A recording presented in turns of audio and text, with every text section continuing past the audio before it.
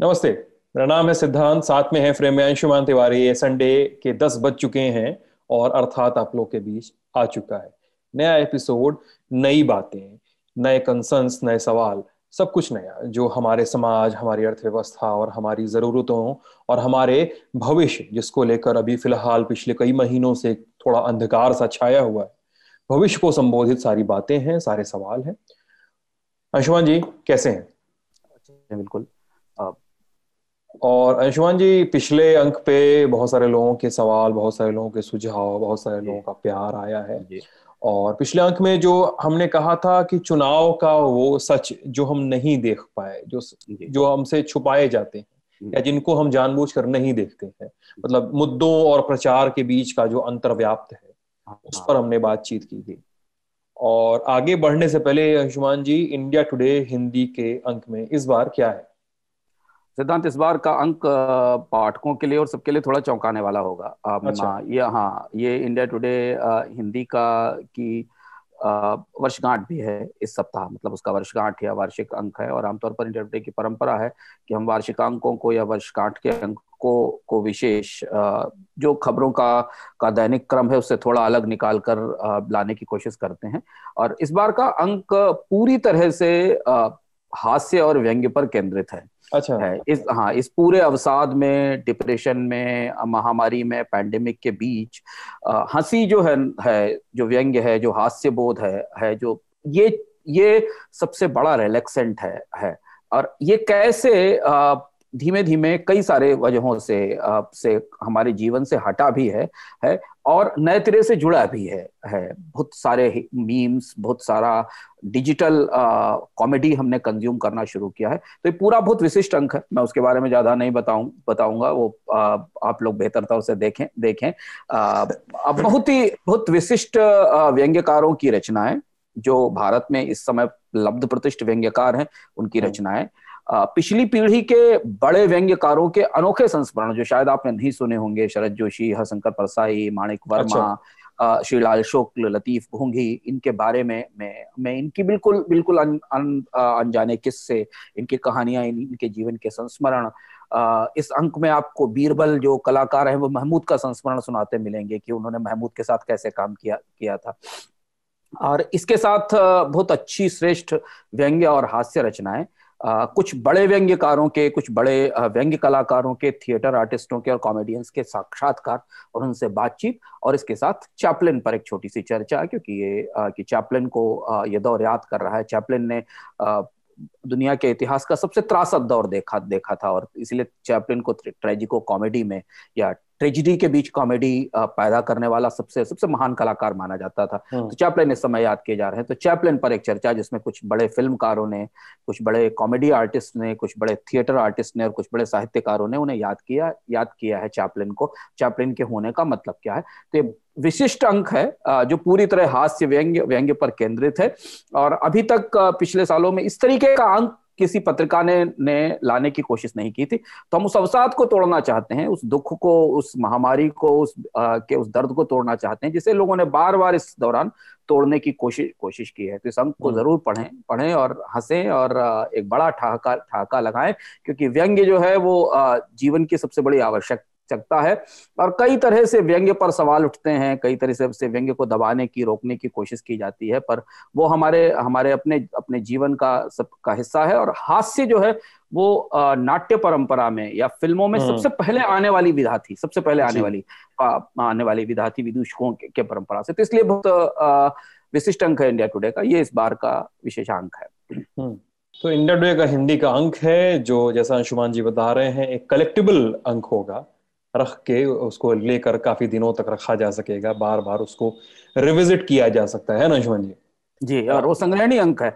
आपको उसमें ऐसी ऐसी चीजें पता चलेंगी, ऐसे ऐसे व्यंग्यकार और ऐसे ऐसे व्यंग्य जो शायद सिद्धांत आज हम लिखे ना तो लोग हमारे लोग मुकदमा कर दें।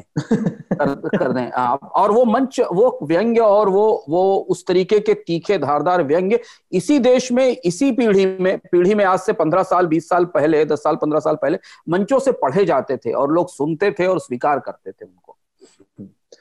चलिए अर्थात पर आते हैं। कारवां गुजर गया। अर्थात में ये अंक शूट करने के पहले बहुत सारे लोग बोल रहे थे कि आरसेप पर जो हो रहा है, आरसेप पर भारत ने जो फैसला लिया है, जो बातें हो रही हैं, जो नहीं हो रहा है, उस पर आप अगला अंक लाइए। और अगला अंक हम उसी पर लेकर आए ही हैं। पिछले साल नवंबर दिसंबर के, अगर आप अर्थात की प्लेलिस्ट में ऊपर जाएं तो नवंबर दिसंबर पिछले साल में हमने 2 अंक किए थे आरसेप पर। कई सारे सवाल आप लोगों के आए थे, कई सारी बातें थी आप लोगों की जो हमने आरसेप पर लेकर आई थी। और इस बार का जो अर्थात का शीर्षक है कारवां गुजर गया, उसमें आरसेप पर बात है और एशिया की सबसे बड़ी बिजनेस लॉबी कैसे पूरे वैश्विक बाजार को प्रभावित करने जा रही है, इन सब पर बातें हैं। आगे का भविष्य क्या होगा, भारत का क्या होगा, भारत ने क्या किया, भारत क्या हो सकता था, इन सब चीजों पर बातें हैं। है ना अंशुमान जी? जी। इसका शीर्षक हमने कारवां गुजर गया इसलिए रखा कि गोपाल दास नीरज का एक बहुत मशहूर गीत है। एक दौर में लोग बहुत गुनगुनाते थे कि कारवां गुजर गया और माँ मोड़ पर रुके रुके, राह में झुके झुके, उम्र के चढ़ाव का उतार देखते रहे, कारवां गुजर गया, गुबार देखते रहे। आज के अंक में हम 3 चीजों पर चर्चा करेंगे जो महत्वपूर्ण है। आरसेप हो गया, दुनिया का सबसे बड़ा ट्रेड ब्लॉक, जीडीपी के आधार पर 30% आबादी के साथ हमारे सामने तैयार होकर आ गया, उस पर दस्तखत हो गए। इसके इस घटना के, इस फैसले के जो 3 बड़े आयाम हैं जिन पर हम आज चर्चा करेंगे। और हम यहाँ ये भी याद दिलाएंगे, जैसे आपने रेफर किया, कि हमने नवंबर और दिसंबर की अपनी चर्चाओं में, जब हमने आरसेप पर चर्चा की थी, जब भारत आरसेप से बाहर निकला था और जब मंदी के गहराई थी, तब हमने 2 संदर्भों में चर्चा की थी कि भारत के इस फैसले का आने वाले समय में भारतीय अर्थव्यवस्था पर क्या असर होगा और हम कैसे दुनिया में, हमें दुनिया किस तरह से लेगी आरसेप की से निकलने की रोशनी में। तो पहला संदर्भ ये है कि इसके बाद ग्लोबलाइजेशन का क्या होगा, कैसे ये फैसला पूरी दुनिया में ग्लोबलाइजेशन की वापसी का संकेत है, जो बहुत बड़ा, जो महत्वपूर्ण है। और दूसरी महत्वपूर्ण चीज ये कि इसके बाद दुनिया की व्यापार पॉलिटिक्स में या ट्रेड डिप्लोमेसी में क्या होने वाला है, वहां भारत कैसे खड़ा होगा और भारत के लिए ये फैसला कैसे गहरे असमंजस की वजह बन चुका है, इसे समझते हैं। कहते हैं कि अक्सर कारोबार की दुनिया में, व्यापार की दुनिया में ये बात कही जाती है कि दुनिया में सबसे ज्यादा समझदार वो लोग वो होते हैं जिन्हें ये पता हो कि क्या बदलने वाला है, पर उससे ज्यादा ये भी पता हो कि क्या नहीं बदलने वाला है। ये तो सबको पता है कि दुनिया में क्या बदलने वाला है, क्या बदल जाएगा, चेंज कौन से आ रहे हैं, पर कुछ लोग ऐसे होते हैं जिन्हें यह भी पता होता है कि क्या नहीं बदलने वाला है। अक्सर लोग कहते हैं दुनिया में, कारोबारी दुनिया में, जब आप चर्चा सुने तो कहा जाता है कि अमेजन के मुखिया चीफ जेफ बेजोस को और चाइना को यह पता है कि दुनिया में क्या नहीं बदलने वाला है। बदलने वाले के बारे में तो सबको जानकारी है।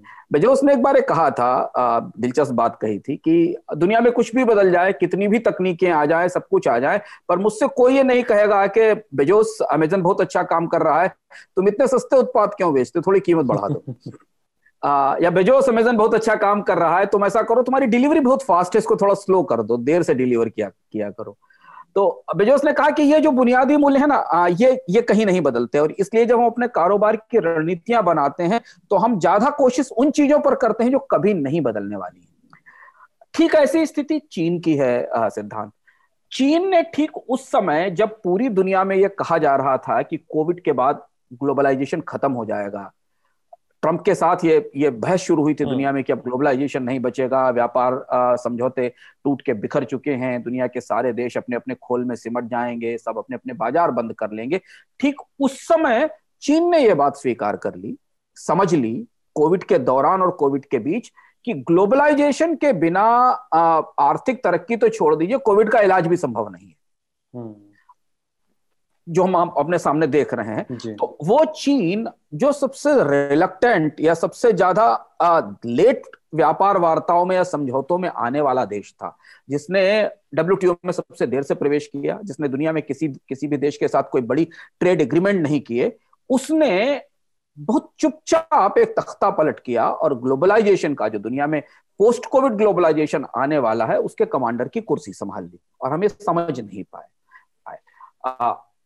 डोनाल्ड ट्रंप के खिलाफ जो जनादेश आया है अमेरिका में, उस जनादेश का एक हिस्सा यह भी है कि दुनिया के लोगों ने डोनाल्ड ट्रंप के नेतृत्व वाली व्यापार व्यवस्था को भी नकार दिया है। अमेरिका के लोगों ने उस व्यापार व्यवस्था को नकार दिया जिसमें डोनाल्ड ट्रंप दुनिया को ये सिखा रहे थे कि नहीं, कोई व्यापार संधि नहीं होनी चाहिए, देश बंद हो जाना चाहिए, हमें हमें हमें H1B वीजा बंद कर देने चाहिए, हमें दुनिया भर के देशों से जहां से इंपोर्ट होते हैं उस पे ड्यूटीज बढ़ा देनी चाहिए। बहुत सारे लोग भारत में भी और दुनिया के अलग अलग हिस्सों में ट्रंप के इस आइडिया पर या इस ट्रेड प्रोटेक्शनिज्म को बाय करने लगे थे, खरीदने लगे थे।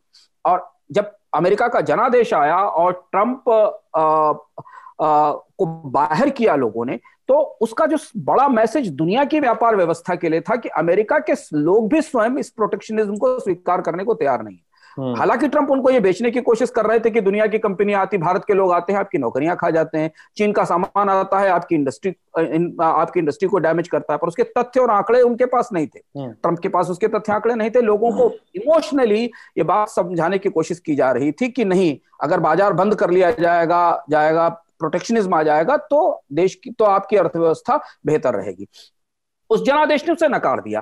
क्योंकि अमेरिका का जनादेश अभी भी उलझा हुआ है, अभी भी प्रयास चल रहे हैं, तो लोग ये बात भूल गए। पर चीन ने इस पूरे जनादेश का जो सेंस था, जो मर्म था, वो समझा और बहुत तेजी के साथ, सरप्राइजिंग तेजी। मतलब मुझे नहीं लगता है कि भारत पिछले साल आरसेप से निकलने के बाद दुनिया में ज्यादातर लोगों ने सोचा भी होगा कि आरसेप में हो क्या रहा है। कोविड के दौरान सबकी अपनी अपनी व्यस्तताएं थी, हर देश अपनी अपनी व्यस्तता में लगा था। उस बीच में चीन ने एक तरीके से कू कर दिया, तख्ता पलट कर दिया, और उस तख्ता पलट के जरिए चीन ने दुनिया का सबसे बड़ा ट्रेड ब्लॉक बहुत तेजी, लाइटनिंग स्पीड से तैयार कर दिया और यह स्टेब्लिश कर दिया कि ग्लोबलाइजेशन कहीं जाने वाला नहीं है। ग्लोबलाइजेशन, ट्रेड लिबरलाइजेशन और ट्रेड के साथ दुनिया के देशों का उदारीकरण कोविड के बाद नए स्वरूप में सामने आने वाला है। और फर्क यह होगा कि पिछले ग्लोबलाइजेशन का नेतृत्व तो अगर WTO या बाकी देश कर रहे थे, तो इस ग्लोबलाइजेशन का नेतृत्व तो चीन करेगा। अब हमारे लिए समझना जरूरी है कि आरसेप क्यों इतना बड़ा, और इस आरसेप से दुनिया की परिस्थितियों में क्या बदलाव आने वाला। जो हम शायद नवंबर में जब हम डिस्कस कर रहे थे सिद्धांत, उसमें हमने ये बात संकेत की थी कि भारत को इसकी अनदेखी नहीं करनी चाहिए, इससे बाहर निकलने का कोई मतलब नहीं था। तब हमें समझ नहीं पा रहे थे देश में कि होने वाला क्या है। यह दुनिया का सबसे बड़ा व्यापार गुट है अभी इस समय, 30% आबादी इसके अंदर है, पास है। दुनिया में सबसे GDP के आधार पे सबसे बड़ी अर्थव्यवस्थाएं इसके अंदर है। इसमें दक्षिण पूर्व एशिया के देश हैं, आसियान है। इसमें ऑस्ट्रेलिया और न्यूजीलैंड के अलावा एशिया की पहली सबसे बड़ी अर्थव्यवस्था, दूसरी सबसे बड़ी अर्थव्यवस्था और चौथी सबसे बड़ी अर्थव्यवस्था इसका हिस्सा है। मतलब चाइना, जापान और कोरिया, ये जो पहली, दूसरी और चौथी सबसे बड़ी अर्थव्यवस्था है, प्लस ऑस्ट्रेलिया और न्यूजीलैंड और आसियान के देश इसमें शामिल है।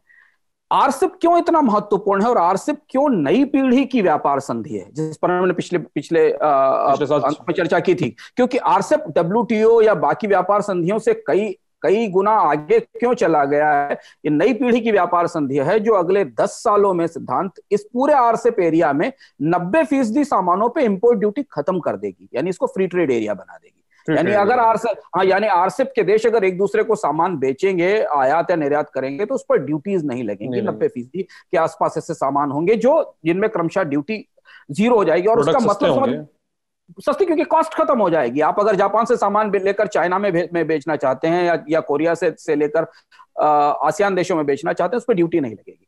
और एक कितना बड़ा पॉलिटिकल कू है या डिप्लोमेटिक कू चाइना ने किया है कि चीन और जापान, जो वस्तुतः एक दूसरे के रणनीतिक शत्रु जैसे हैं ऐतिहासिक रूप से, या ऑस्ट्रेलिया जो कि चीन से साउथ चाइना सी में उसकी एक्टिविटी से परेशान है, वो भी इस ग्रुप का हिस्सा है। तो इसलिए जो लोग ये समझते हैं ना कि डिप्लोमेसी का मतलब सिर्फ ये होता है कि साउथ चाइना सी में 2 देश एक दूसरे पर आंख में आंख डालकर देख रहे हैं, या क्वाड में भारत, जापान और ऑस्ट्रेलिया मिलकर काम कर रहे हैं और वो चीन के लिए संदेश है, नहीं। तो उसका दूसरा पहलू ये है कि वो देश जिन्हें आप मानते हैं कि वो चीन को स्ट्रेटेजिकली ब्लॉक करना चाहते हैं, वो चीन के साथ सबसे बड़ी व्यापार ट्रीटी का हिस्सा है। और इसलिए डिप्लोमेसी उतनी आसान है, उतनी 2 और 2 4 नहीं है जैसी हम आमतौर पर भारत के डिस्कशंस में सुनते हैं कि आर पार कर दिया हमने, वैसा नहीं है। व्यापार हितों के मामले में ऑस्ट्रेलिया, न्यूजीलैंड, चीन, कोरिया, जापान को यह मालूम है कि चीन के साथ जोड़ने में उनका भला है। इसमें एक चीज और समझना जरूरी है कि जापान, कोरिया जैसी अर्थव्यवस्थाएं, आसियान की बाकी अर्थव्यवस्थाएं सीधे तौर पर चीन की प्रतिस्पर्धी हैं। यानी वो वही उत्पाद बनाती है जो चीन बनाता है, उन्हीं बाजारों में कॉम्पिटिट करती हैं जिनमें चीन कॉम्पिटिट करता है। इनको चीन से खतरा भी है अपने बाजारों पर इसके बाद भी इन्होंने बेहद तेजी के साथ आरसेप की हिस्सेदारी ली और आरसेप के साथ में शामिल होकर उसको को खड़ा कर दिया। अब इसके साथ जो 3 बड़े चेंजेस हमें सामने भविष्य में दिखाई देते हैं दुनिया में जो हम भारत के कूटनीतिकार है, भारत का में फैसला करने वाले लोग पता नहीं क्यों नहीं समझ पाए। अब वो धीमे धीमे छनकर नीचे आ रहे हैं। और आप इस समय जब आप साउथ ब्लॉक, नॉर्थ ब्लॉक या कॉमर्स मिनिस्ट्री के गलियारों में घूमे या बात करें तो लोगों को समझ में आता है कि हाँ, कहीं ना कहीं कुछ मामला समझने में चूक हुई है। अच्छा। हम शायद जल्दबाजी कर गए, हमें और समझना चाहिए था। चीन जो WTO में सबसे देर से आया था, उसने ग्लोबलाइजेशन को इंटरनेशनल डिप्लोमेसी की मेन स्ट्रीम में लाकर खड़ा कर दिया। यानी उस ग्लोबलाइजेशन जिसकी श्रद्धांजलि लिख दी गई थी, जिस ग्लोबलाइजेशन के मृत्यु की भविष्यवाणियां हो गई थी, जिस कोविड के साथ जिसके से खत्म करने की बात शुरू हो गई थी, चाइना उसको अपने नेतृत्व में ग्लोबल मेन स्ट्रीम में ले आया और यहां आरसेप के साथ ग्लोबल डिप्लोमेसी में अपना सबसे इंपॉर्टेंट प्लेस खड़ा कर दिया। अब आरसेप पहला ट्रेड ब्लॉक है, जो आएंगे वो इसके बाद आएंगे, वो इसे देख कर आएंगे। ये चाइना एग्जांपल सेट कर रहा है यहाँ पे, चाइना और ये मॉडल होगा। दूसरी चीज ये कि वो ट्रांस पैसिफिक एग्रीमेंट ट्रंप जिसको छोड़कर भाग गए थे, जिसको ओबामा ने तैयार किया था, जो आरसेप के पैरेलल चल रही थी, और उसे वस्तुतः दुनिया की सबसे बड़ी संधि होना था, क्योंकि उसमें यूरोप, अमेरिका, कनाडा और लैटिन अमेरिका की अर्थव्यवस्थाएं शामिल होनी थी और कुछ पैसिफिक एरिया की अर्थव्यवस्थाएं जैसे कि ऑस्ट्रेलिया, न्यूजीलैंड को भी उसमें हिस्सेदार होना था, जापान को भी उसमें हिस्सेदार होना था। दरअसल ट्रंप के आने से पहले तक 2 संधियां दुनिया में एक दूसरे से कॉम्पिटिट कर रही थी, एक आरसेप थी और एक TPP थी। ट्रंप ने ट्रांस पैसिफिक ट्रीटी से अपने को विड्रॉ कर लिया। उन्होंने उस पूरी ट्रीटी को खत्म कर दिया और कहा कि नहीं, इसकी कोई जरूरत नहीं है। ये इतना बड़ी रणनीतिक चूक थी कि इसने चीन को आरसेप पर आगे बढ़ने के लिए खुला रास्ता दे दिया। अब आज परिस्थिति क्या है सिद्धांत? ट्रंप तो चले गए चुनाव हारकर। अब किसी भी परिस्थिति में अमेरिका को, कनाडा को, यूरोप को, लैटिन अमेरिका को अपनी ट्रेड डील बनानी ही पड़ेगी, अपनी ट्रेड टीटी खड़ी ही करनी पड़ेगी, क्योंकि आरसेप सामने आ गया है। यानी चीन ने एक तरह से ग्लोबलाइजेशन को दोबारा शुरू करके, आरसेप को खड़ा करके इन देशों को फ्री ट्रेड की लिबरलाइजेशन की बहस में वापस खींच लिया। अब किसी भी परिस्थिति में यूरोप को, कनाडा, अमेरिका और लैटिन अमेरिका के देश आपस में व्यापार समझौता किए बिना रह ही नहीं सकते। नहीं तो इतना बड़ा बाजार जिस बाजार की तैयारी चीन ने कर ली है और जिस पर समझौते हो गए, उससे वो कॉम्पिटिट नहीं कर पाएंगे। यानी जो बात मैं शुरुआत में कह रहा था कि चाइना ग्लोबलाइजेशन का नया पुरोधा हो गया, चाइना ग्लोबलाइजेशन का नया लीडर हो गया। और वो जैसे ही कोविड के बाद दुनिया निकलेगी, जैसे ही जनवरी में जो बाइडेन व्हाइट हाउस पहुंचेंगे और कामकाज ऑफिशियली शुरू करेंगे, दुनिया की सबसे बड़ी चर्चा ये होगी कि कैसे एक नई ट्रेड डील वेस्ट में खड़ी की जाए, क्योंकि ईस्ट में तो हो गई, पूर्व में एक बहुत बड़ी व्यापार संधि तैयार हो गई और वेस्ट में एक व्यापार संधि शुरू की जानी चाहिए। उनको उसके फायदे दिख रहे होंगे। हाँ, और उसमें जो कंपटीशन शुरू होगा वो दुनिया के बाजार के लिए हेल्दी कंपटीशन होगा, क्योंकि ग्लोबलाइजेशन की डिबेट नए सिरे से शुरू होगी। तीसरी जो महत्वपूर्ण बात है वो समझना जरूरी है कि भारत के, अब हम लौटकर भारत पर आते हैं, इससे हमारे सामने अंतर्राष्ट्रीय परिदृश्य स्पष्ट हो जाता है कि हम कहां खड़े हैं आरसेप के बाद। किसी को ये नहीं पता कि भारत 6 साल तक आरसेप में शामिल रहा, वार्ता करता रहा, अपनी शर्तें रखता रहा, और अचानक नवंबर में कोई बड़ी वजह नहीं थी। हमने पिछली बार भी चर्चा की थी कि सरकार ने कमेटी बनाई थी सुरजीत भल्ला के नेतृत्व में। उस कमेटी ने एक लंबी रिपोर्ट दी थी जिसमें ये बताया था कि अगर भारत आरसेप जैसे किसी व्यापार गुट का व्यापार गुट का हिस्सा बनता है सिद्धांत, तो भारत की जीडीपी में कम से कम 1% की, प्राइवेट इन्वेस्टमेंट में 1.22% की, और प्राइवेट कंजम्पशन में या निजी खपत में, उपभोग में लगभग 1% की बढ़ोतरी हो सकती है।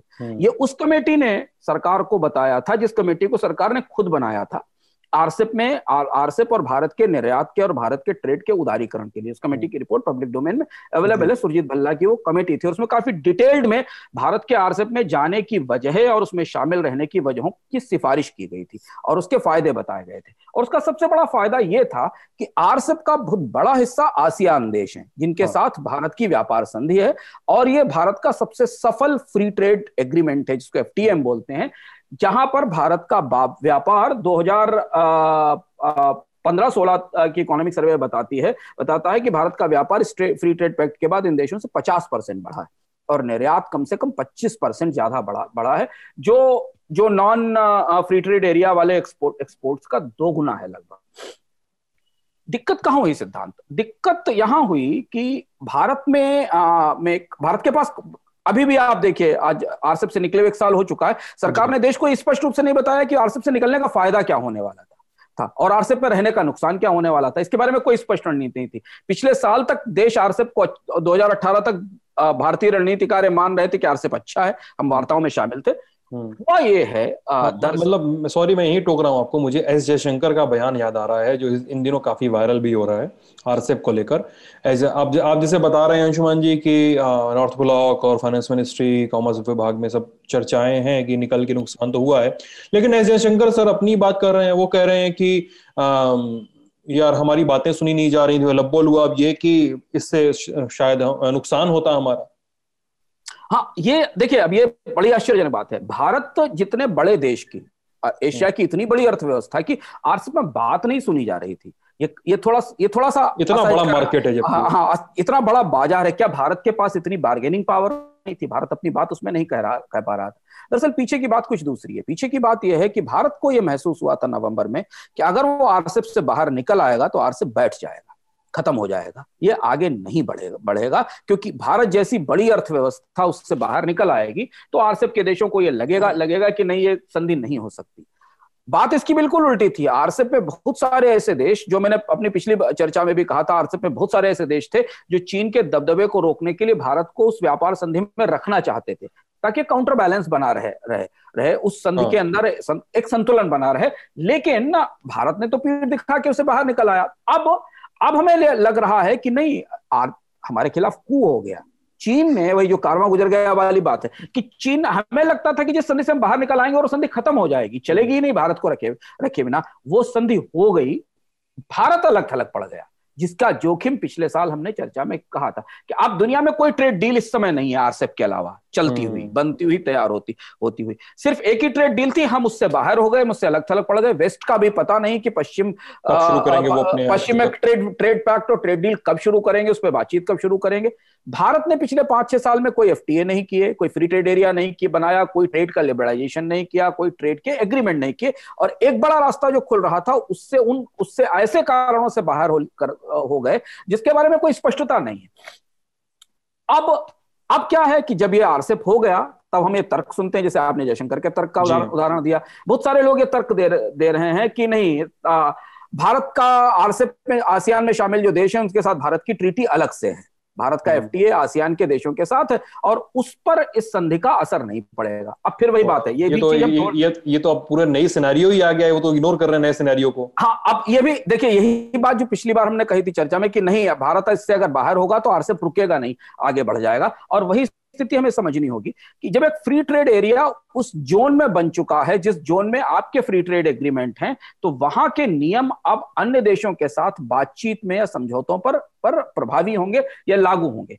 अगर 10 साल में यह पूरा क्षेत्र जो आरसेप में शामिल देश हैं, यानी आसियान देश, जापान, कोरिया, न्यूजीलैंड, ऑस्ट्रेलिया और चाइना, ये पूरा देश अगर 10 साल में एक लगभग 90% का 80% का फ्री ट्रेड एरिया बना देते हैं, यानी आपस में मुक्त व्यापार शुरू हो जाता है, तो कौन सी कंपनी चीन से निकलकर भारत में निवेश करने आएगी? यदि उसे चीन से बाहर निकलने का विकल्प मिलेगा तो आरसेप जोन में निवेश करेगी। ये चीज मैं इसको ऐसे समझ रहा हूं कि मान लीजिए, इसे एकदम ब्रेक डाउन करें छोटे लेवल पर जी, तो कोई चीज है, जैसे मान लीजिए वो चीन से कोई भेज रहा है श्रीलंका, मान लीजिए, और श्रीलंका में ड्यूटी फ्री है वो चीज, और चीन कंपनियां चाहेंगी कि भाई हम श्रीलंका को चुने, क्यों ज्यादा ड्यूटी चुकाएं, जहां पे प्रोडक्ट महंगा है, खपत भी कम हो वहां पे। स्वाभाविक सी बात है। और दूसरी चीज है कि जब इतने बड़े ट्रेड ब्लॉक के भीतर आसियान के देश आपस में जिन शर्तों पर ट्रेड कर रहे होंगे, उससे अलग शर्तों पर वो भारत के साथ व्यापार क्यों करेंगे? क्योंकि जब वो वहां शर्तें तो व्यापार की होंगी, ऐसा नहीं हो सकता कि फ्री ट्रेड एरिया के बाहर की शर्तें हो तो भारत को उन शर्तों को के साथ बदलना पड़ेगा। इसलिए बहुत सारे लोग ये मान रहे हैं कि भारत का जो फ्री ट्रेड आसियान के साथ या एफटीए है उस पर इसका असर पड़ेगा। जो चीज हमने सोची थी कि कोविड के बाद जिस बात की पूरी रणनीति बनाई गई थी, जिसपे हम चर्चा कर चुके थे, आपको याद होगा कि चीन से आने वाली कंपनियां भारत आएंगी या नहीं आएंगी, इसका अगर हम निष्पक्ष तार्किक विश्लेषण करें तो हमने उसमें एक बात कही थी, आपको याद होगा कि चीन से निकलने वाली कंपनियां उन देशों में जाएंगी जिनके चीन के साथ अच्छे मुक्त व्यापार संबंध होंगे। अब आप देखिए, जो कंपनियां चीन से निकलेंगी वो आसियान देशों में जाएंगी, भारत में क्यों आएंगी? क्योंकि भारत में उनको उस फ्री ट्रेड एरिया के फायदे आरसेप में रहने पर मिलेंगे, आरसेप देशों में रहने पर मिलेंगे, फ्री ट्रेड एरिया के बाहर नहीं मिलेंगे। एक महत्वपूर्ण बात हमारे लिए समझना जरूरी है यहाँ की, आने वाले समय में दो बड़ी परिस्थितियां हमारे सामने बन रही हैं। एक तो जो पश्चिम में कोई व्यापार संधि अगर बनना शुरू होगी सिद्धांत, तो उसको बनते हुए कम से कम 10 साल लगेंगे। व्यापार संधियों को के नेगोशिएशंस में 6, 7, 8 साल लगते हैं। आरसेप को देख लीजिए, काफी लंबा समय लग गया, 6 से 7 साल हो गया। व्यापार संधियां 10 साल में बनती हैं। तब तक दुनिया के व्यापार की परिस्थिति क्या बनेगी, दुनिया के प्रमुख देशों में नेतृत्व किस स्थिति में रहेंगे, तब तक तो हो सकता है बाइडेन का चुनाव दूसरा हो जाए, यूरोप के कई सारे देशों में परिवर्तन हो जाए, तो अब हो जाए तो भारत के लिए अब किसी दूसरी व्यापार संधि की तरफ देखना और उसमें शामिल होने में उसे 7 से 8 साल 10 साल लगेंगे। तब तक दुनिया में सबसे बड़ा व्यापार गुट आरसेप रहेगा और आरसेप के भीतर ट्रेड होगा, जिसका इन्फ्लुएंस है, जिसका असर पूरी दुनिया पर पड़ेगा। दूसरी महत्वपूर्ण बात यह कि आरसेप के मॉडल के बाद दुनिया के यूरोप के अन्य देश भी ये कोशिश करेंगे कि वो किसी तरह से आरसीईपी के साथ अपने रिश्ते बेहतर कर सकें, क्योंकि बहुत बड़ा बाजार है, जिस बाजार में उनको भी अपना सामान बेचना है। दरअसल होता यह कि जब भविष्य डराता है तब सबसे ज्यादा हमें उन दिनों की याद आती है जो हमारे पिछले सबसे अच्छे दिन थे। ग्लोबलाइजेशन की तरफ दुनिया वापस क्यों लौटी? उसकी सबसे बड़ी वजह यह है कि ताजा याद में, ताजा स्मृतियों में गरीबी में कमी करना, नई तकनीकें लाना, अंतर्राष्ट्रीय संपर्क करना, दुनिया के देशों में निवेश होना, दुनिया के देशों के एक दूसरे से संबंध होना, अलग अलग जगह आवाजाही होना, ये सारी सुविधाएं और ये सारी तरक्की ग्लोबलाइजेशन और उदारीकरण के कारण आई थी। और इस नाव में के अपने नुकसान थे। जब आप बैठते हैं किसी नाव में और वायरस फैलता है तो सबको होता है, और हमने देखा कि वो कोविड का वायरस भी ग्लोबलाइजेशन के जरिए फैला। लेकिन हमें यह भी देखना जरूरी है कि ग्लोबलाइजेशन और उदारीकरण के जरिए ही आज वैक्सीन पूरी दुनिया में बन रही है। और वैक्सीन है, दवाइयां हैं, वैक्सीन की टेस्टिंग चाहे वो अमेरिका में हो या चाइना में हो या रशिया में हो, हर व्यक्ति को लगता है कि वैक्सीन उसके पास आ जाएगी। अगर हम ग्लोबलाइज्ड या लिबरलाइज्ड नहीं होते, या इंटीग्रेटेड वर्ल्ड नहीं होता, तो शायद दवाओं को लेकर, रिसर्च को लेकर इतनी सारी चीजें नहीं हो सकती थी जो हमारे सामने दिखाई दे रही है।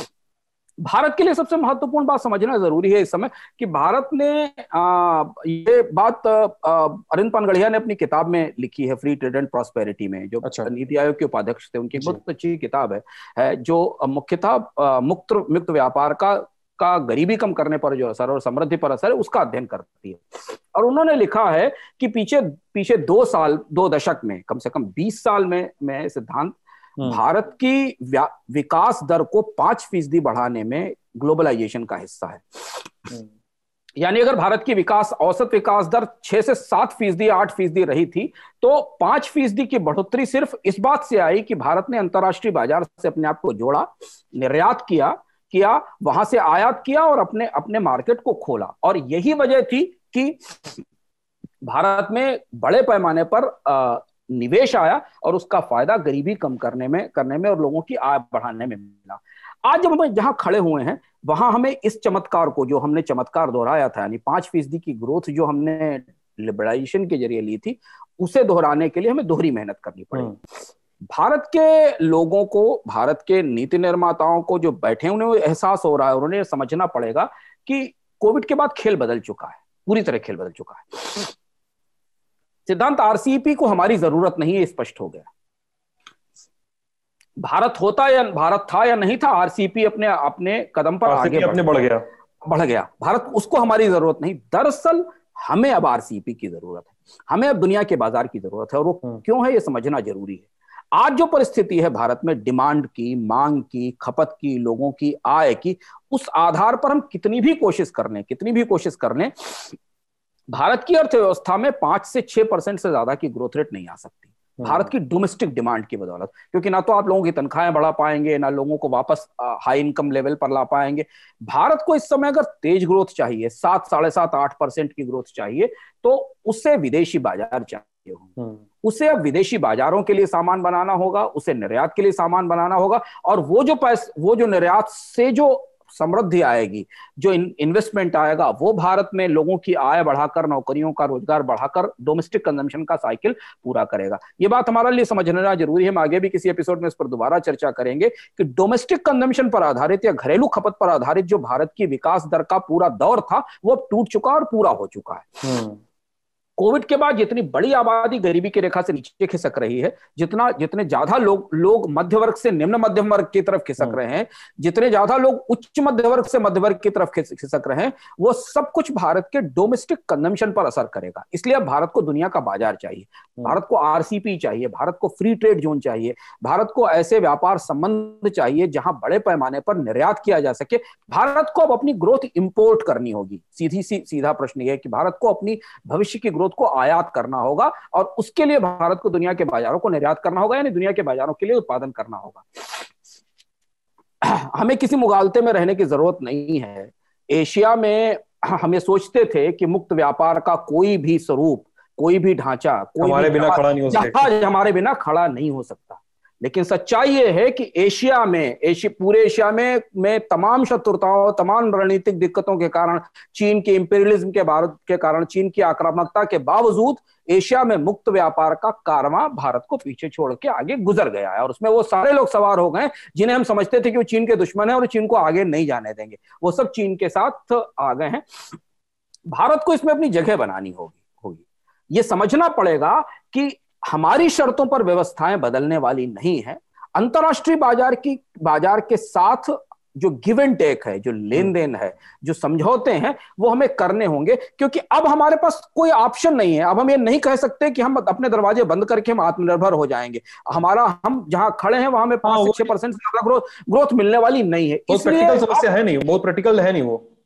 तो अब यहां से सरकार को अगर आरसेप में वापस पहुंचने का विकल्प मिलता है, जिसमें लंबा समय लगेगा, ऑब्जर्वर का स्टेटस भी अगर मिलेगा तो लंबा समय लगेगा, उसमें पहुंचने का विकल्प मिलता है, तो सरकार को, भारत को उसमें वापस जाने की कोशिश करनी चाहिए। और नहीं तो कम से कम जो अंतिम बात, जो रास्ता यह है कि यदि हम आरसेप में नहीं जा सकते हैं तो पहली प्रायोरिटी पर भारत को दुनिया के देशों के साथ, जो बचे हुए देश हैं, जो आरसेप से बाहर देश हैं, उनके साथ अपने मुक्त व्यापार समझौतों पे या फ्री ट्रेड एग्रीमेंट्स पर तेजी से काम करना शुरू करना चाहिए। कैसे जयशंकर के बयान का आपने रिकमेंड किया कि रेफरेंस दिया, जयशंकर ने यह कहा कि ईयू के साथ FTA नहीं हो सकता, वो नहीं हो सकता। अब देखिए दिक्कत क्या है कि हम जिद पर अड़े हैं, हम इस पर अड़े हुए हैं कि हम कुछ चीजें ओपन नहीं करेंगे, तो हम ओपन नहीं करेंगे। यही जिद हमारी आरसेप के साथ थी।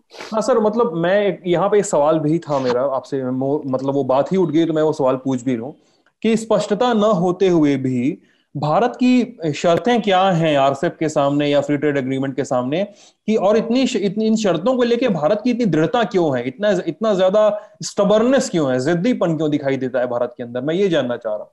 भारत की शर्तें ये थी कि आरसेप के जो समझौते हैं, वो जो उसकी शर्तें हैं, वो एक समान रूप से कॉम्प्लिकेटेड डिस्कशंस थे। जैसे कि चीन का सामान अन्य देशों के जरिए भारत में सस्ता सामान डंप नहीं होना चाहिए। एक शर्त ये थी कि अगर उस फ्री ट्रेड एरिया में शामिल देश जो री एक्सपोर्ट करेंगे उसका असर हमारे ऊपर नहीं होना चाहिए। दूसरी चीज है कि बहुत सारे ऐसे प्रोडक्ट या उत्पाद थे जिनको चाहता है कि भारत में ना आए। ये सब टेक्निकल शर्तें थी, लेकिन सरकार ने स्पष्ट रूप से देश को बताया नहीं।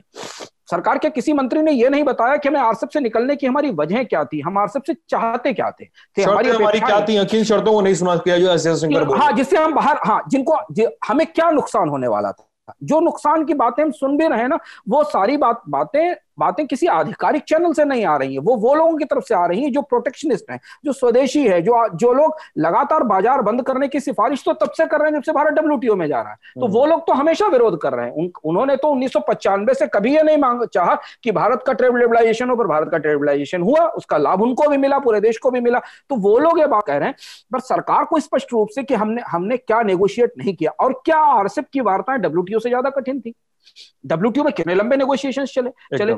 व्यापार समझौतों का जो बुनियादी मूल्य, मैं अपने अनुभव के आधार पर सिद्धांत कहता हूं कि मैंने करीब आधा दर्जन दुनिया की अंतरराष्ट्रीय व्यापार वार्ताएं WTO के लेवल पर कवर की हैं। व्यापार वार्ताओं की बुनियादी शर्तें उसमें बने रहना, बाहर नहीं निकलना, क्योंकि जब आप बने रहते हैं ना तो वार्ता में शामिल रहते हैं। जब शामिल रहते हैं तो अपनी शर्तें मनवा सकते हैं। और मुझे सबसे बड़ी बात क्या, बड़ा जो आश्चर्य होता है, जो आप सवाल पूछ रहे हैं, जो एस जयशंकर कह रहे हैं, भारत की बार्गेनिंग पावर क्या है। इतना बड़ा देश, 135 करोड़ लोगों का बाजार, अगर दुनिया की व्यापार संधि से बार्गेन नहीं कर पा रहा है, वो अपने बाजार के बदले वो चीजें नहीं ला पा रहा है, तो फिर हमारी ट्रेड डिप्लोमेसी की असफलता है। ये हमारी ट्रेड मतलब ये डिप्लोमेसी की कमजोरी है। इसको जहालत की स्थिति मानी जाए कि आरसेप का गठन हो गया, वो आगे बढ़ गए, हमें छोड़कर आगे बढ़ गए, और हमारी जो अपुष्ट और क्या कहते हैं अनडिस्क्लोज शर्तें हैं, जिनको हम जाहिर भी नहीं कर रहे हैं लोगों के सामने, अपने जनता के सामने जाहिर भी नहीं कर रहे हैं, उसको न मानते हुए आगे बढ़ गए। हाँ, और उनको न मानते हुए आगे बढ़ गए, हमारा इंतजार नहीं किया। और आप, ये बहुत बड़ी बात है जो समझना हमारे लिए जरूरी है कि हम दुनिया की सबसे बड़ी अर्थव्यवस्थाओं में, 5 सबसे बड़ी अर्थव्यवस्थाओं में शामिल हैं, और हम बाहर हैं दुनिया के सबसे बड़े ट्रेड ब्लॉक से। जबकि हम सबसे पहले डब्ल्यूटीओ में, हम पहले डब्ल्यूटीओ में गए थे, चीन हमसे पीछे से आया था।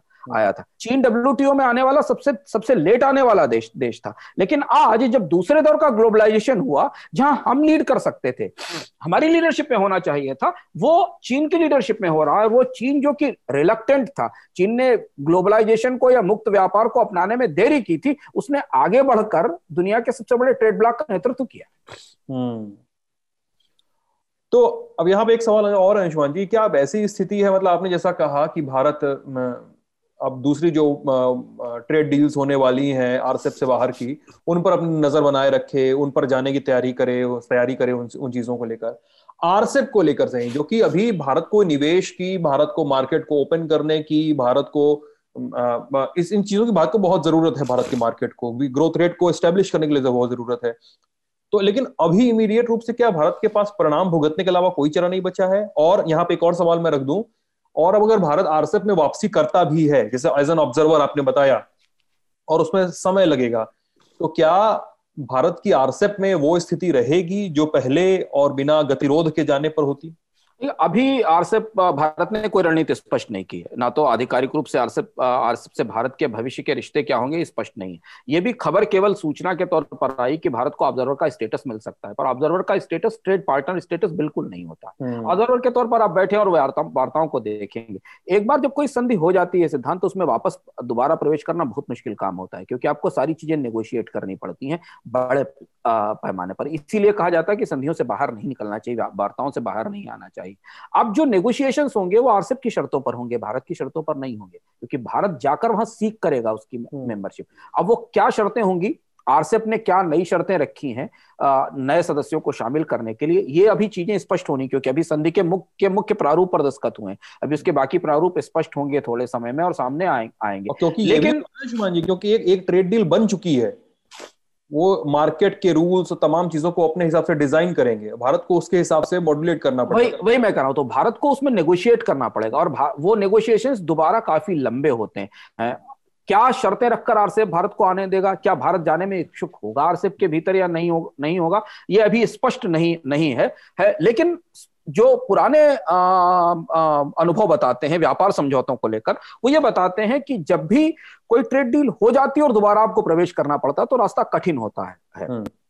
तो ज्यादा बेहतर बात जो मैंने कही कि अगर हो सकता है आरसेप में शायद प्रवेश ना मिले या देर से मिले या शर्तें कठिन हो, भारत को दूसरी तरफ देखना चाहिए। भारत को उन फ्री ट्रेड एग्रीमेंट्स पर तत्काल काम करना शुरू करना चाहिए जो कनाडा के साथ पेंडिंग है, जो ईयू के साथ पेंडिंग है या यूरोप के अन्य देशों के साथ पेंडिंग है, ब्रिटेन के साथ, क्योंकि तब हम ये दबाव बना पाएंगे आरसेप की तरफ कि हम फ्री ट्रेड एग्रीमेंट कर रहे हैं दुनिया के देशों के साथ, अगर आप चाहें हमारे बाजार की अपॉर्चुनिटी लेना, तो आप हमें आरसेप में हमारी शर्तों पर शामिल करिए, हमारी शर्तों पर हमारे साथ नेगोशिएट करिए। अच्छा अंशुमन जी, एक सवाल है हमारे पाठक का, दर्शक का, और वो सवाल लेते हैं, उसके बाद जो हाल फिलहाल की घटनाएं हैं उस पर मेरे कुछ 2 सवाल हैं, दोस्तों, उसको एड्रेस करने की कोशिश करेंगे। तो सवाल मैं खोल लूं। पंकज चौधरी नाम है इनका, वो पूछ रहे हैं भारतीय जीडीपी की दूसरी तिमाही का परिणाम जल्द ही आने वाला है, इसको हम लोग बहुत सारे लोग एंटिसिपेट कर रहे हैं, इस पर इक्वेशंस बना रहे हैं। पूछ रहे हैं इससे आपकी क्या उम्मीदें हैं, और ये कैसे भारतीय शेयर बाजार को प्रभावित करने वाला है? क्या आप 31 अगस्त जैसी बड़ी गिरावट देख रहे हैं फिर से? नहीं, जीडीपी से शेयर बाजार पर फिलहाल कोई असर नहीं पड़ेगा। शेयर बाजार एक दूसरे गति में चल रहा है, जिस पर हम कभी फिर से चर्चा करेंगे, और क्यों ऐसा शेयर बाजार में हो रहा है, इस पर शायद हम लोग अगली बार बेहतर ढंग से चर्चा कर पाएंगे।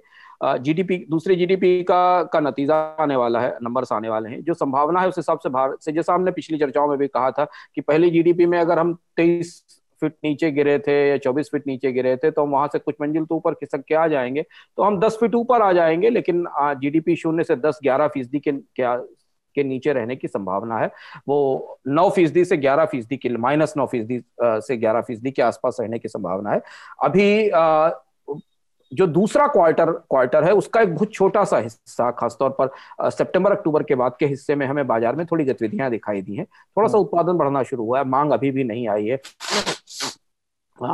ऑटो व्हीकल्स की डिमांड में अभी गिरावट है, कंजम्पशन अभी नहीं बढ़ना शुरू हुआ है।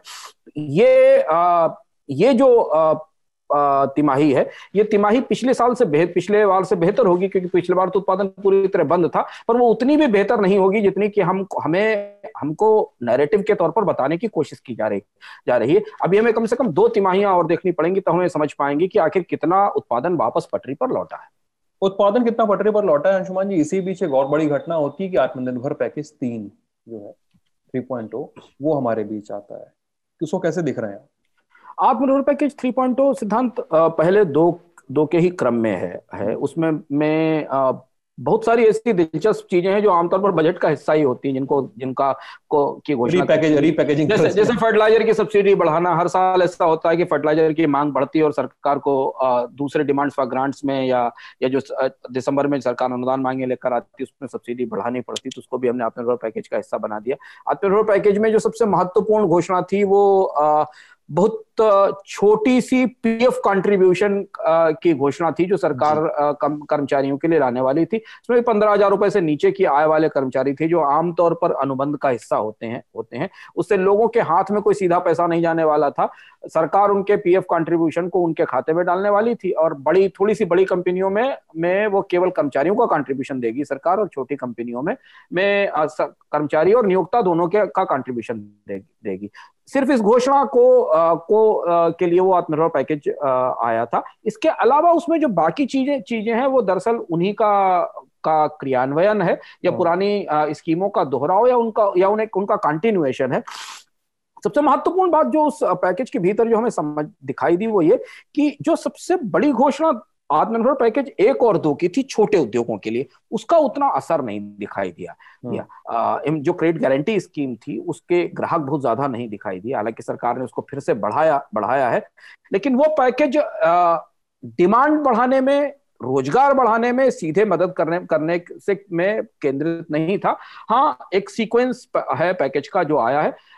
रादर देन उसका जो दूसरा हिस्सा वो ये है कि इस पैकेज के बाद भारत का राजकोषीय घाटा इस साल 12 से 15% के आसपास रहेगा, केंद्र और राज्य सरकारों का मिला के, जो शायद थोड़ी चिंता की बात होने वाली है।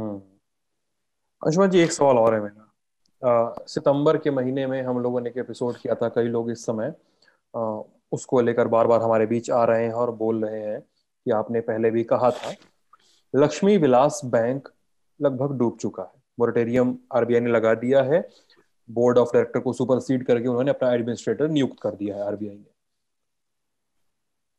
सर, बैंकिंग मतलब जब मैं इस पूरी खबर को देख रहा हूं और डीबीएस को से मर्जर की बातें हो रही हैं, कहा जा रहा है शेयर होल्डर्स का पैसा डूब जाएगा, और कई शेयर होल्डर्स, कई दूरदर्शी शेयर होल्डर्स ने डूबने के ठीक पहले अपना पैसा, अपने शेयर्स निकाल लिए कंपनी से। थोड़ा सा चालाकी दिखाई, थोड़ी समझदारी दिखाई, जो कह लीजिए। क्या साइंस है आगे के लिए सर? इस तरह से बैंक और प्राइवेट बैंक डूबते जा रहे हैं। मतलब कुछ सबसे बड़े प्राइवेट बैंक्स में से एक थी लक्ष्मी विलास बैंक। हाँ, दिवाली के बाद लक्ष्मी पे संकट होना थोड़ा मंगल में नहीं होता है। ऐसी दिवाली है 2020 में कि उसको सुनने के बाद सबसे पहले हमें पता चलता है कि लक्ष्मी विलास बैंक ही डूब गया। हम लोग लगातार, दर्शक याद करेंगे, सिद्धांत के बैंकों पर चर्चा करते रहे हैं। हमने लगातार चर्चा की, इनफैक्ट कोविड लॉकडाउन के बाद 2 या 3 एपिसोड में बताया, और जो आशंकाएं हैं, जो भविष्यवाणी उन चर्चाओं में थी वो सामने आ रही हैं। जैसे हमने कहा था कि सितंबर अक्टूबर के बाद भारत के बैंकों में बड़े संकट शुरू हो जाएंगे। वो है ये कि भारतीय बैंकिंग बहुत छोटी बैंकिंग है। जितनी बड़ी अर्थव्यवस्था है भारत की, उसके हिसाब से भारत की बैंकिंग बहुत छोटी है। ये कभी दूसरी चर्चा का विषय है। अभी जो सबसे बड़ी समस्या ये है कि जैसे ही मॉरेटोरियम का समय खत्म हुआ, कंपनियों को, बैंकों को ये कहा गया कि आप लोन की रिस्ट्रक्चरिंग करिए। बैंकों को कामत कमेटी ने जो लोन की रिस्ट्रक्चरिंग का सेटअप दिया, उसमें बहुत सारे लोगों के लोन की रिस्ट्रक्चरिंग नहीं हो पाएगी, क्योंकि जो शर्तें हैं उस हिसाब से हम चर्चा भी कर चुके हैं कि बहुत सारे लोगों को लोन की रिस्ट्रक्चरिंग नहीं मिलेगी। अब ये जो मॉरिटोरियम का बर्डन है जो बैंकों के ऊपर है, चाहे वो प्राइवेट बैंक हो चाहे सरकारी बैंक हो, उनके लिए आने वाले समय में उसे बर्दाश्त कर पाना, वसूल कर पाना और संभाल पाना असंभव है। सरकारी बैंकों में तो सरकार थोड़ी बहुत पूंजी डाल देती है, वो भी सब में नहीं डाल रही है। देखिए 3 सरकारी बैंकों के प्राइवेटाइजेशन की बात भी नीति आयोग ने पर्चा लिखकर सरकार को दे दी है कि पंजाब नेशनल बैंक, देना बैंक और इन बैंक्स को बैंक का प्राइवेटाइजेशन किया जाना चाहिए। अब भारतीय बैंकिंग उस स्थिति में पहुंच चुकी है सिद्धांत, जहां छोटे बैंकों का सर्वाइवल बहुत मुश्किल है। जैसे धनलक्ष्मी बैंक इसके बाद संकट में, इंडसइंड बैंक में हो सकता है क्राइसिस आए। छोटे बैंक जिनका बेस बहुत छोटा है, डिपॉजिटर बेस बहुत छोटा है, वो अगर उनके 40%, 50%, 60% लोन बुक मॉरिटोरियम में चली जाती है, यानी उनके कर्ज लेने वाले 60% लोग कर्ज चुका नहीं पाते हैं और उसके बाद मॉरिटोरियम बढ़ाने के बाद उनको लोन की रिस्ट्रक्चरिंग भी नहीं मिलती है, वो अगर लोन चुका पाते होते तो मॉरिटोरियम क्यों लेते? तो अर्थव्यवस्था में कोई तेज बढ़ोतरी की उम्मीद नहीं है। जो लोग आर्थिक विकास दर में तेजी की या रिकवरी के संकेत देखते हैं, उन्हें यह भी देखना चाहिए कि बैंकों के कितने कर्ज वापस आ पाएंगे, क्योंकि अगर उन्होंने 8% की ग्रोथ पर कर्ज लिए थे और आज आर्थिक विकास दर 0 से 8% नीचे 10% नीचे है, तो कितना मुनाफा कमाएंगे कि अपने कर्ज को वापस कर सके।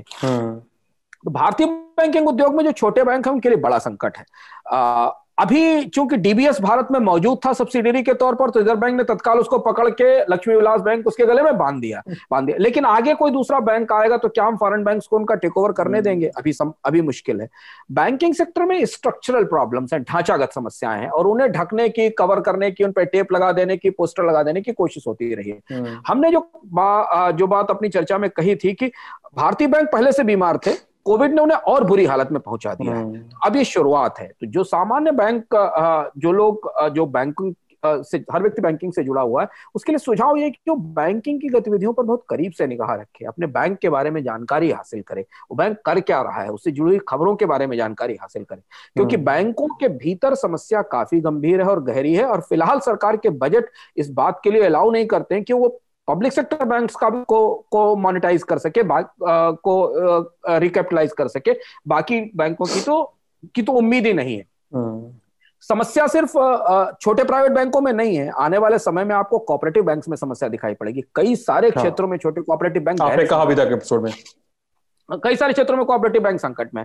बैंकिंग अभी समस्या की तरफ बढ़ रही है, समाधान नहीं है। तात्कालिक तौर पर आरबीआई कोशिश कर रहा है कि चीजों को संभाला जा सके, लेकिन बाहर कहां से आएंगे? ऐसी मंदी में कौन आएगा जो बीमार और कर्ज में दबे हुए और एनपीए वाले बैंकों का टेक ओवर करेगा? अंशुमान जी, बातचीत बंद करने के पहले, क्योंकि लोग अब टोकने लगे हैं कि आप लोग पढ़ क्या रहे हैं, देख क्या रहे हैं, बताते नहीं है, एपिसोड बंद हो जाता है। इधर बीच क्या चल रहा है सर? हाँ, इस बीच मैंने एक वो बराक ओबामा वाली जो किताब है उसमें कई सारे संस्मरण है, और बहुत बराक ओबामा ने बहुत दिलचस्प ढंग से दुनिया के नेताओं के बारे में टिप्पणी की है, उनके व्यक्तित्व के बारे में, उनके कामकाज के तरीकों के बारे में। तो बड़ी किताब है और समकालीन दुनिया को समझने की और पूरी दुनिया में क्या होता है उसे समझने की समझ देती है। तो उस किताब के कुछ अंश हमने पढ़ने की कोशिश की, तो वो पठनीयता के तौर पर नई चीज थी। दूसरी एक किताब हमारे पास देवी यशोवर्धन की है, एम्पायर, जो सम्राटों पे और सम्राटों के प्रणालियों पे अच्छी ऐतिहासिक किताब है। उसे अभी हमने शुरुआत से पढ़ना शुरू किया है। अरुण शौरी की किताब जो पिछली बार हमने जिक्र की थी वो किताब लगभग खत्म हो गई। अद्भुत विलक्षण किताब है, मुझे लगता है उसे हिंदी में जरूर आना चाहिए। और नेटफ्लिक्स के पे इस हफ्ते कुछ बहुत देखने का अवसर नहीं मिला, क्योंकि हमारा एनिवर्सरी इशू था, तो पूरा इशू उसमें हम व्यस्त रहे। लेकिन अगली बार जरूर नेटफ्लिक्स पे कुछ नया देखा जाएगा। तो क्राउन का अगला सीजन आ गया है। क्राउन का सीजन मैं आज देखने की कोशिश करूंगा। क्राउन का शुरू किया उसको देखना। क्योंकि हाँ, क्योंकि उसमें मार्गरेट थैचर हैं और वो बहुत लेटेस्ट सीजन है, तो इस बार आज देखूंगा, तो फिर मैं अगली बार उस पर चर्चा करूंगा कि क्राउन में क्या। बैंकिंग की बात चल रही है तो आपसे, आपको याद होगा मैंने फोन किया था आपको, तो हाँ वो किताब मैंने मंगवा ली थी और पढ़ना भी शुरू कर दिया है। शुरुआती कम से कम 100 पेज पढ़ गया हूँ। तमाल बंदोपाध्याय की है, द ग्रेट इंडियन हाँ बैंकिंग ट्रेजिडी और हाँ पेंडेमोनियम। और काफी, हाँ। तमाल बंदोपाध्याय मतलब आप पत्रकार हैं, काफी लंबे समय से बैंकिंग और इकोनॉमिक्स मैटर को कवर करते रहे हैं, कई हम्म। अखबारों के लिए कॉलम वगैरह लिखते हैं। तो मतलब अभी जैसा जा रहा है, कई चीजें, कई बातें समझ में आ रही हैं और ऐसी भाषा में है, उस लहजे में है वो बातचीत की मतलब कोई भी चाहे तो उसको खरीद कर पढ़ सकता है। वो ऐसी किताब है। हाँ, तमाल बहुत अच्छे बैंकिंग कमेंट्रेटर हैं, और तमाल को सब पढ़कर आप बैंकर और अर्थशास्त्री के दृष्टिकोण से अलग एक सामान्य व्यक्ति के तौर से समझ सकते हैं कि बैंकिंग में हो क्या रहा है हम्म। अंदर, और तो इसलिए वो किताब बहुत बहुत अच्छी है। और मुझे लगता है कि बैंकिंग आने वाले समय में सिद्धांत काफी चर्चा में रहेगी, अलग अलग कारणों से, आने वाले कम से कम 6 महीने या साल भर तक, इसलिए भी बहुत सारे लोगों को किताब पढ़नी चाहिए। हम्म। ठीक है, तो ये रहा इस हफ्ते का अर्थात। कैसा लगा आप लोगों को बताइएगा। अपना ख्याल रखिए, सवाल पूछते रहिए, बातचीत करते रहिए और अर्थात देखते रहिए। ललन टॉप को फॉलो करिए। बहुत बहुत शुक्रिया आप सभी लोगों का।